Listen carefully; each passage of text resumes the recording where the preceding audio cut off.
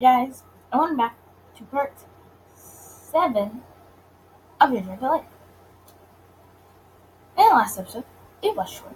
I skipped my notes, sorry. It was a little short, and I apologize for that. But I wanted to just get then, and then I ran out of time and stuff. I had stuff to do. So, I didn't have time to do more, but I apologize. This one will probably be longer and stuff. And there's a fly. There may be some buzzing. Cause fly will fly close. But yeah. So last episode we took the Leslie's route, and then we had to go back and take Meyer's route because we have to know both sides of the story. I just want to know, can I then choose whose side I want? Because I want to choose. But took many tries. We're now on Myers, and we are going to the Speakeasy to see about Myers' deal. So let's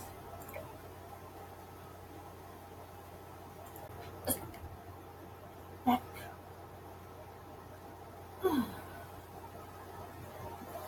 Welcome, sir. Sorry if you can hear me in the background. It's very hot in here. Please enjoy your night. The doorman gives his customary greeting. I casually nod while stepping past. Here I am, a detective on a risky job, shuffling into a speakeasy with a cake and a paper bag, like some kid holding on to his lips for lunch. Not my finest moment. The place is packed full just like last night, which means I can't really pick Meyer out easily. I guess if I hang around the bar long enough, maybe he'll show up. It's Mr. Jack. First voice, different from Myers, growls out behind me. Who is that guy? I turn to see one of the rough-looking men I noticed last night staring at me suspiciously. I'm gonna pat you down, make sure you aren't healed, understand? What? No, you didn't. No one did this to me last night. That's the big idea. Would you shut up? I'm not here to answer questions. Before I had the chance to protest further, he grabs me and starts patting in my pockets, roughly feeling around. Sorry, buddy. I'm gonna take this for tonight. The man pulls out the piece I'd been carrying as insurance, just in case things went south. Well, now I feel more like a defenseless kid. Great. Just don't pull any dumb moves and you'll be fine. We like to keep things real cordial around here. Got it? Yeah, I got it. Good. Then we'll be heading into the back room. Whatever you... Wait, the back room? Wait, where are you taking me? Wait!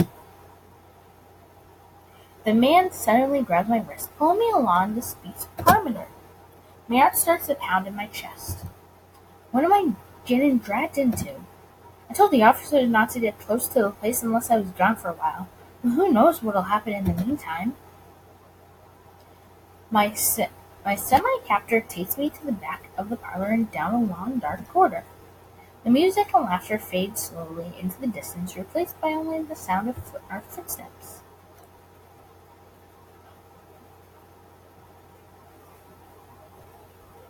Finally, we reach a large black door, and the man knocks firmly on it several times. Come in. The door opens into a warmly lit, spacious parlor. Not exactly the scary, dank room I'd been expecting. And there, in the middle of a lush couch, sits a familiar tall man. Mr. Eastman, your friend's here. Yes, I can see that. Thank you for bringing him in. Make sure no one intrudes on us, if you'd be so kind. Yes, sir. With a polite nod, The other man departs, closing the door behind him with a soft click. Once he's gone, Meyer and I stare at each other for a few seconds in silence. I can only think that this dramatic reintroduction was deliberated. He knows I can read the subtext. While I fry your cake, I lift the bat in my hand and shake it a little, laughing nervously. I knew I could count on you. A pleased smile slowly spreads over his lips, and the sight makes me a little relaxed. He pats the couch beside him, and I don't simply feel like I'm in a position to refuse.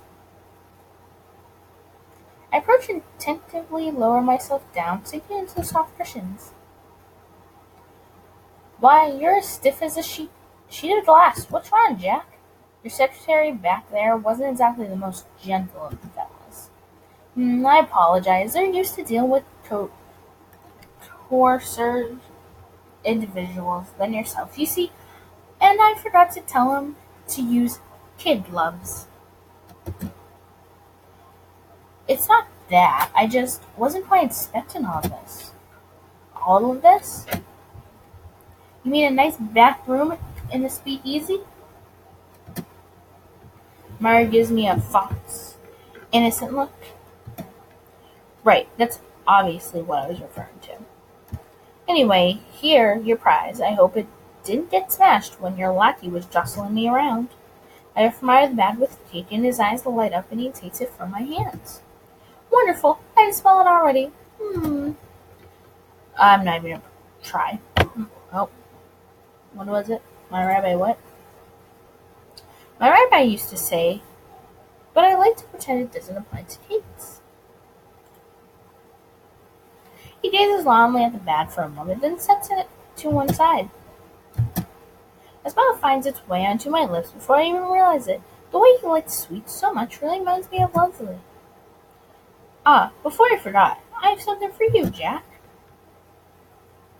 Meyer leans around the edge of the sofa and grunted softly before straightening back up with a bottle in hand. Old Forster Kentucky whiskey, the label reads. You remembered? I have an excellent memory, especially when it comes to people who catch my interest. He takes a glass from the table beside him and starts to pour me a drink, humming softly. I notice that he's already got a half-empty cup of coffee for him, black as the night. This is a quality product right here, I promise. There's no ed involved. Meyer hands me the glass, letting his fingers brush against mine for a moment, longer than necessary. Thanks. You're quite the host. You expected anything less? He turns a little bit on the sofa, propping one elbow against the back so he can gaze at me head on. Feeling slightly embarrassed under his stare, I take a cautious sip of the drink. Damn, it goes down so easily. Good enough that I can see why you're not serving it out there. A man has to make a living, unfortunately. Buying and transporting high-quality goods is expensive, not to mention risky. I'd much prefer to serve good liquor over the common swill, but it's not quite feasible yet. He pauses for a thoughtful moment, though his eyes flick back to my face soon after. Well, about that information I owe you, assuming you're still interested in work. As I nurse my drink, Meyer begins to describe the main mafia figures in the city, along with the various rackets they keep in great detail. Combined with everything else I've seen tonight, I think it confirms my suspicions. He's near the top of the underworld food chain in Cleveland. He's not even trying to hide it. In fact, I think he's just playing a game with me. Seeing how far we can take this before one of us has to state the obvious. Knowing that, you would think I'd be incredibly uncomfortable right now, but for whatever reason, being around Meyer puts me completely at ease. Maybe it's his... Sorry, hit the mic. Maybe it's his disarming casual mannerism, or the soft and smooth way he speaks. There's nothing aggressive or thud-like about him. He's perfectly composed. Occasionally shifts on the sofa beside me, brushing my leg with his own in a way that can't possibly be by accident. I can't tell what's going on behind his twinkling green eyes, but there's something playfully devious about the glances he keeps giving me. And I think that would make our trade just about even, no? He finishes his thorough description with an impish wink, taking a sip of his coffee. You sure are familiar with all the gain activity here, aren't you? If I did know better, I'd almost think you controlled some of it yourself. Me? Why, I'm not sure that what would lead you to such an outrageous conclusion. Instead of looking offended, though, Meyer pushes a little closer, his smirk suddenly growing mischievous. After all, it's rather rash to assume things about people who don't know particularly well. Don't you agree, Richter? What? How do you? He smugly lifts the cake bag, rustling it before my face. Your name is on the label. A mistake I wouldn't expect from you, if you'll pardon my rudeness. Were you distracted at the time you purchased it? I'm not about to mention how I was daydreaming about him when I bought the cake. Yes, we were distracted.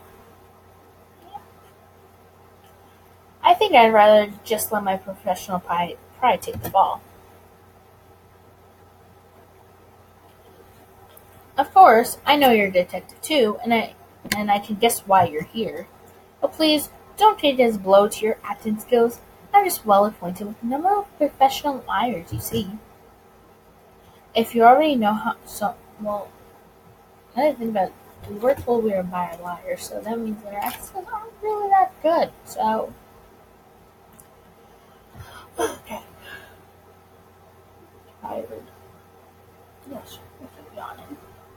If you already know so much about me, why are you pouring me drinks rather than have me shot and dumped in the alley? Mark clicks his tongue lightly, widening a finger at me. Violence is not how I prefer to do business, for sure. It's only ever a temporary solution. Violence begets violence, which is why you have wearing Italian crime families rather than one consolidated, powerful body. No, in most circumstances, I would much rather make friends than enemies. Friends like you, which is why you're not being dumped in an alley. Although I would never harm a shy pooling like you, no matter what my moral code was. He shifts on the sofa again, this time letting his legs stay resting against my own. I swallowed, relieved at Meyer's explanation, but actually aware of his face being a few inches to my right.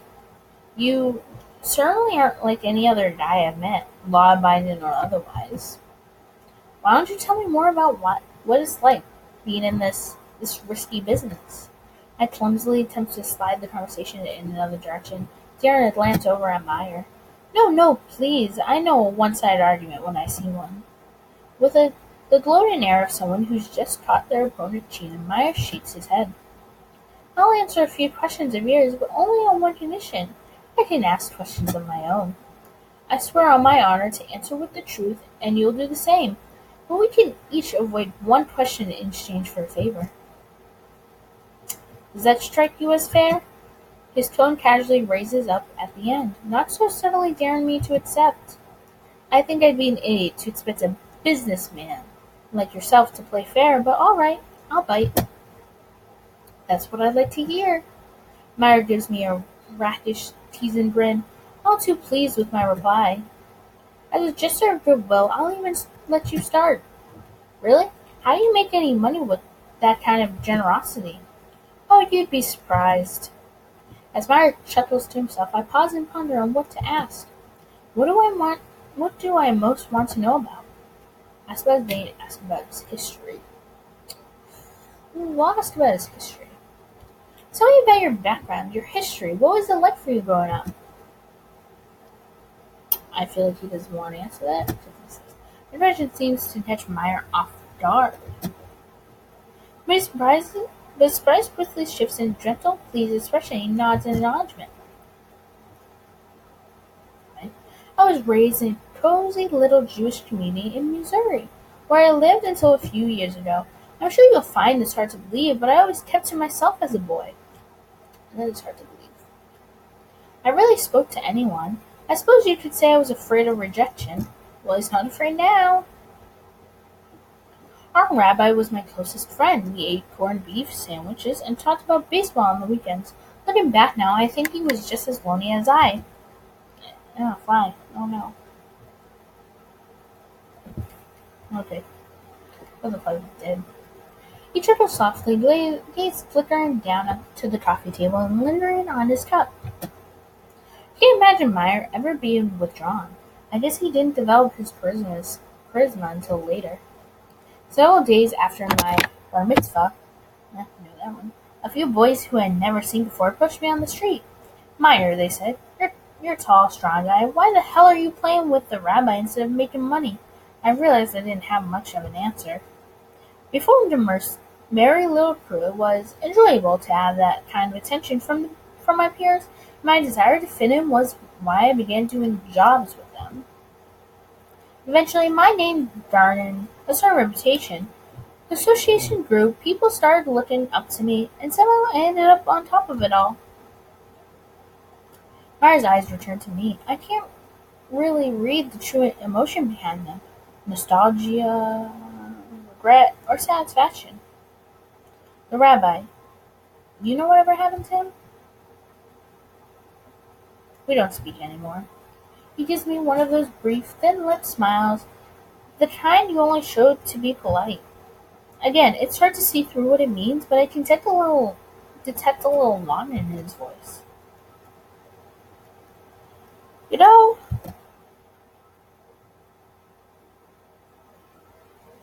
I always separated mobsters from real people in my head, like you were all just mobsters who'd lost their humanity. But listening to you talk, it just makes me realize how we're not so different after all. I twirl my glass between my fingers, unsure of that if that knowledge makes me more happy or grim.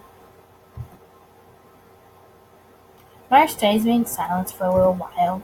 It's not an awkward silence, though, just a thoughtful one. Well, your turn. For a question. You have one? Oh, I have many. When the silence finally breaks, Meyer gives me a wary grin, his eyes momentarily flickering down to my mouth. Yeah, I'm listening. Alright, what's your greatest fear? My greatest fear? He nods, watching me expectantly. No immediate answer pops into my head, so I mull over the question for a moment. My greatest fear. Something that would keep me from sleeping at night. Hurting innocent people? Oh? Hmm. I would have said that an animal or something. I don't know. And now I'm forcing a brief, awkward smile as I take another sip of my drink. Meyer doesn't add anything further, though. Is he waiting for me to elaborate? I just think it's my duty. Well, the duty of everyone in law enforcement to make sure Americans are safe and happy. That's why we exist. It's not just a job we do for money. It's a job that lets you go home feeling better about the world, even if it's just a little bit. Art tilts his head a little to one side, eyes glimmering at me. Then his hand slips onto my shoulder, wrestling it gently for a few seconds before squeezing it. Very admirable, Richard. Although, I have to wonder just where Volstead fits into that. He shows off Curiously. Curiously. Is he trying to lead me somewhere with that vague comment? Well, it's your turn, isn't it? Why don't you say something lighthearted? I don't mind you if you get more personal. He leans in a little more, hand still lingering on my shoulder. I just smell his light cologne and the subtle, earthy scent of coffee. I've been trying desperately to keep my nerves under control, but it's getting harder and harder the more Meyer teases into my personal space. Asked if he has a lover. Asked what his favorite activity is.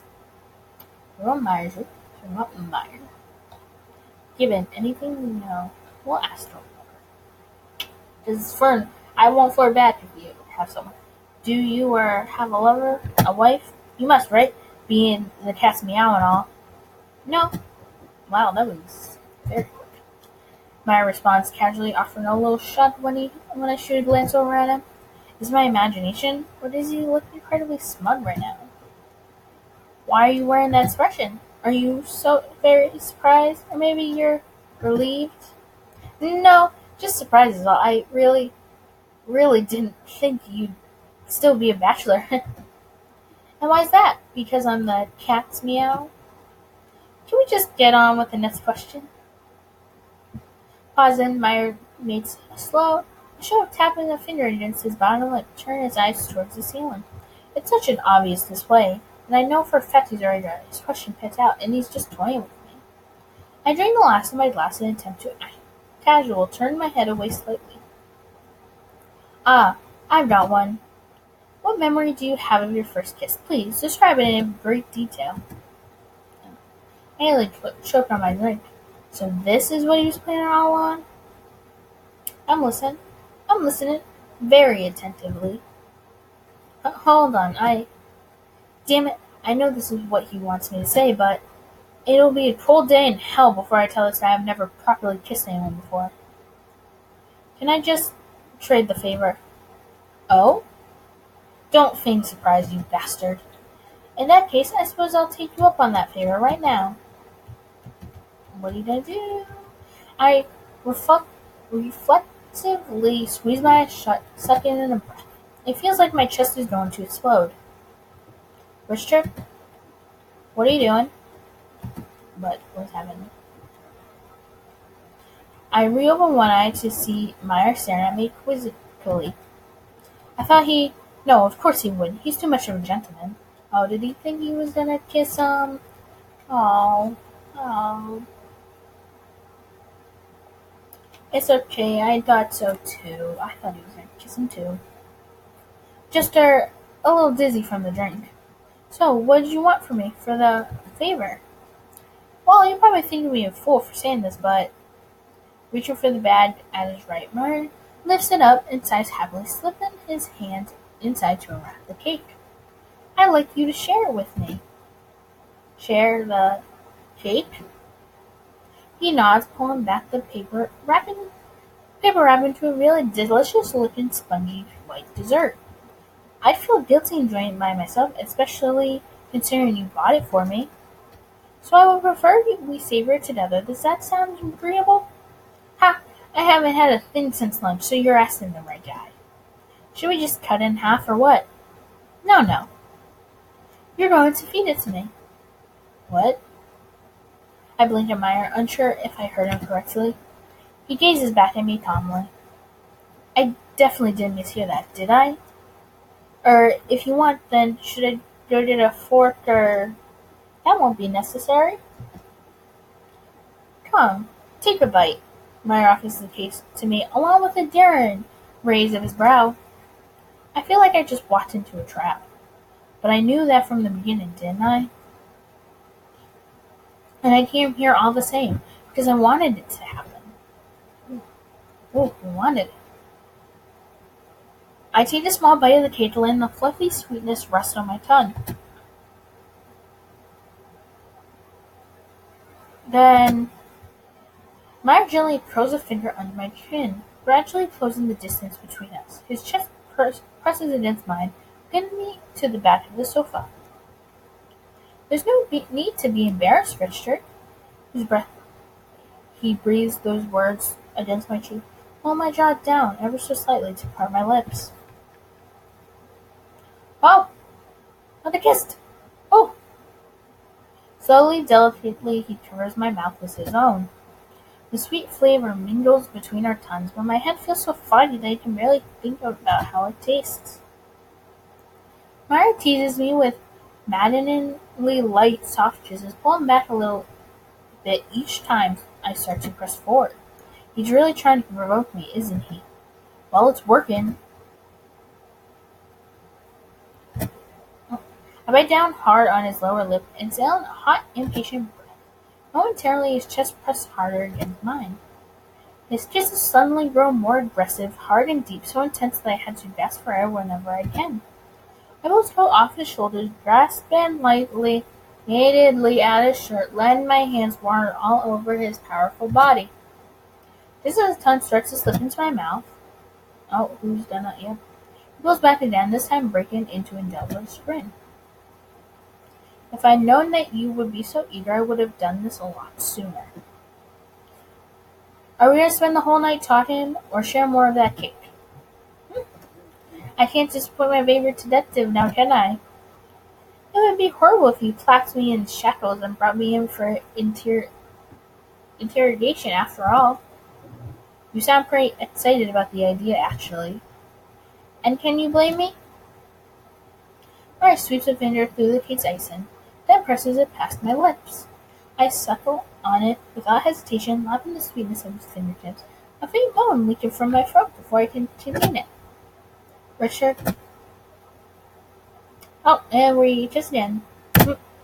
Mara suddenly leans in for another kiss, trailing his fingers along my bottom lip. This time, he's the impatient one, his tongues pressed and instantly against my lips until I part them.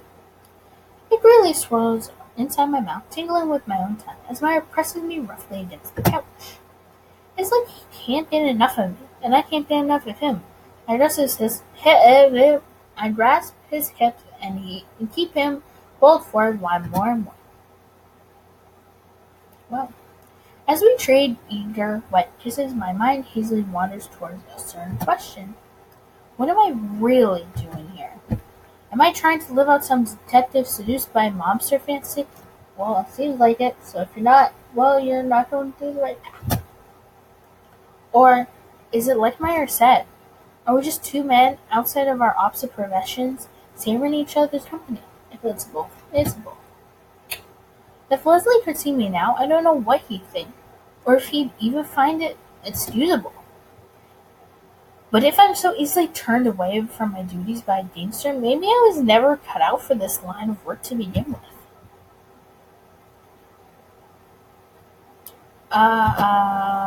One of Meyer's hands drifts down to my chest, slipping around my waist to squeeze my hip. I really wouldn't do this on the first date. Whoa, wait, this is a date?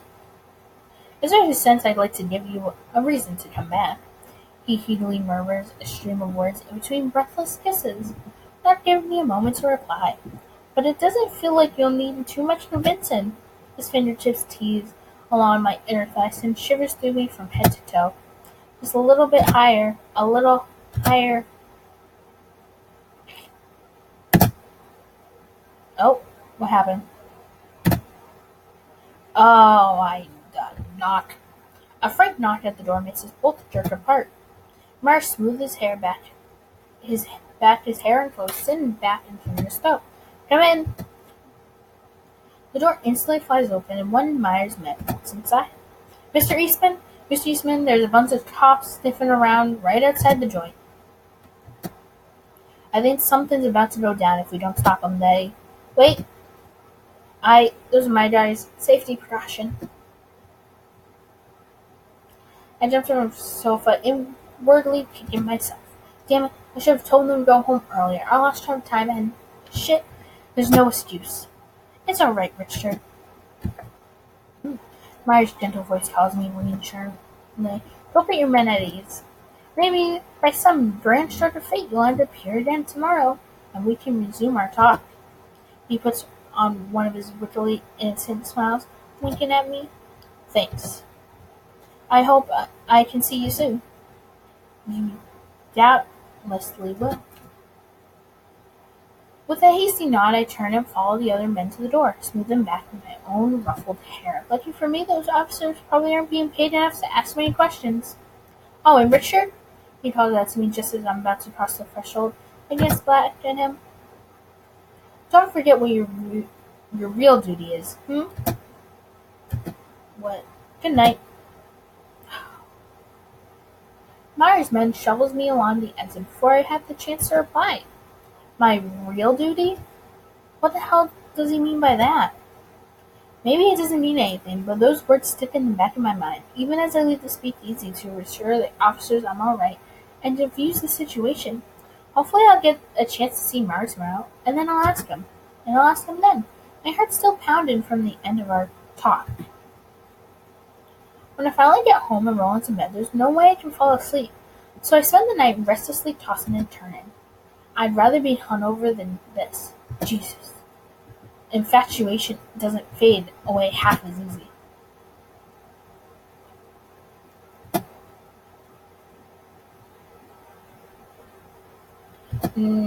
Morning, boss. I stumbled in the office, feeling like a corpse dragged out of its grave. Coffee. For sure. This said named Rum. You've come in looking like a bed-rattled cat. Do you need to have an intervention?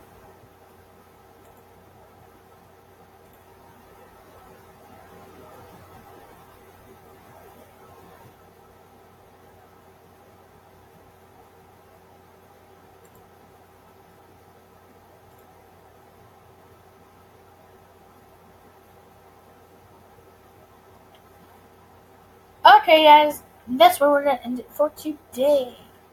What do you think Meyer meant by real job? And what do you think I have next? Like, if you want more, like, comment, and subscribe. See ya!